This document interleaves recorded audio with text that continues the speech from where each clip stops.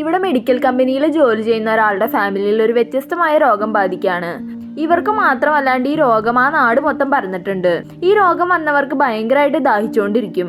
ഇങ്ങനെ അധികമായിട്ട് വെള്ളം ദാഹിക്കണ കാരണം ഈ ആൾക്കാരൊക്കെ മെന്റലായിട്ട് മരിച്ചു പോവാണ്. ആ ടൈമിനുള്ളിൽ തന്നെ ഇവന്റെ ഫാമിലിക്കും ഈ രോഗം കൂടി മെന്റൽ ആവണ സ്റ്റേജിലേക്ക് എത്താറാവാണ്. ഒരു വശത്ത് ഇയാളുടെ മോളിൽ നിന്ന് എടുത്ത് ചാടി ചാവാൻ നോക്കാണ്, മറുവശത്താണെങ്കിൽ പുള്ളിയുടെ ഭാര്യ വെള്ളത്തിൽ മുങ്ങി ചാവാനും നോക്കണ്ട്.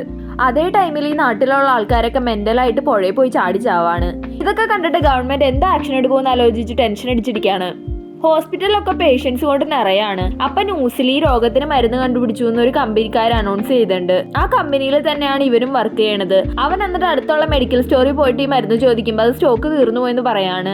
ആ ടൈമിലാണ് ഇവന്റെ ഫ്രണ്ട് വിളിച്ചിട്ട് ഈ കമ്പനിയിലുള്ളവർക്ക് മാത്രം മരുന്ന് കൊടുക്കേണ്ടെന്ന് പറയണത്. ഇവൻ അവിടെ പോയിട്ട് കുറെ പൈസ കൊടുത്ത് ഒരു ടാബ്ലറ്റ് സ്ട്രിപ്പ് വാങ്ങിയിട്ട് പുറത്തു വരാണ്. പുറത്തു വരുമ്പോഴാണ് ഇവൻ അവിടെ ഒരു ചെറിയ കൊച്ചും ഈ അസുഖം കാരണം മരിക്കാൻ കിടക്കുന്നത് കാണണത്. എങ്ങനെ പോയാലും ഇവർക്ക് അവിടെ നിന്ന് മരുന്ന് കിട്ടാൻ പോണില്ല. എന്താന്ന് വെച്ച് കഴിഞ്ഞാൽ ഇവൻ വാങ്ങിയതാണ് അവിടെ ഉണ്ടായിരുന്ന ലാസ്റ്റ് സ്ട്രിപ്പ്. ഇവന്റെ ഫാമിലിനെ രക്ഷിക്കാൻ ആകെ 3 ടാബ്ലറ്റ് മാത്രം മതി. അതുകൊണ്ട് ബാക്കി ഉണ്ടായിരുന്ന 2 ടാബ്ലറ്റ് ആ കൊച്ചിന്റെ അമ്മയ്ക്ക് കൊടുത്തിട്ട് പോവാണ്. പക്ഷെ ഇവൻ ടാബ്ലറ്റ് കൊടുക്കണത് അവിടെ കൂട്ടത്തിൽ ഉണ്ടായിരുന്ന ഒരുത്തൻ കാണണ്ട്. അയാളാണെങ്കിൽ ഇവന്റെയിൽ മരുന്നുണ്ടെന്ന് പറയണ കേട്ടിട്ട് ആ കൂട്ടം മൊത്തം ഇവന്റെന്ന് മരുന്ന് പിടിച്ചു വാങ്ങാൻ വരാണ്. ഇവരൊക്കെ ഉണ്ടാക്കണ അടിയിൽ അവൻ്റെ ഉണ്ടായിരുന്ന ടാബ്ലറ്റ് മൊത്തം റോഡിൽ വീണ് അരഞ്ഞു പോവാണ്.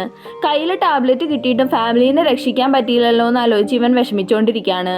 അവിടെ ഇവന്റെ ഫാമിലിയും പതിയെ മരിച്ചുകൊണ്ടിരിക്കുകയാണ്.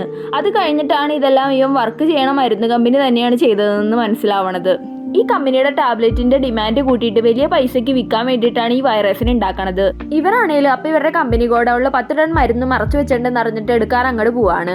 പക്ഷെ അവിടെ ആരോ ഇവനെ ഗോഡൌണിൽ വെച്ച് ലോക്ക് ചെയ്തിട്ട് അവിടെ മൊത്തം തീയിടാണ്. ഈ തീയിലാണെങ്കിൽ അവിടെ ഉണ്ടായിരുന്ന മരുന്ന് മൊത്തം കത്തിപ്പോവുകയും ചെയ്തു. ക്ലൈമാക്സിൽ ഇവൻ ആ കമ്പനിയിൽ ജോലി ചെയ്യണോണ്ട് ആ മരുന്നിന്റെ കോമ്പിനേഷൻ കണ്ടുപിടിച്ച് ഗവൺമെന്റിന്റെ ഹെൽപ്പ് വെച്ച് മരുന്നുണ്ടാക്കാണ്. ആ നാട്ടിലുള്ളവർക്ക് ഈ മരുന്ന് കിട്ടി എല്ലാവരും രക്ഷപ്പെടാണ്. ഇതിനൊക്കെ കാരണമാർന്ന ആ മെഡിക്കൽ കമ്പനി ഓണറിനെയും പോലീസ് അറസ്റ്റ് ചെയ്യാണ്.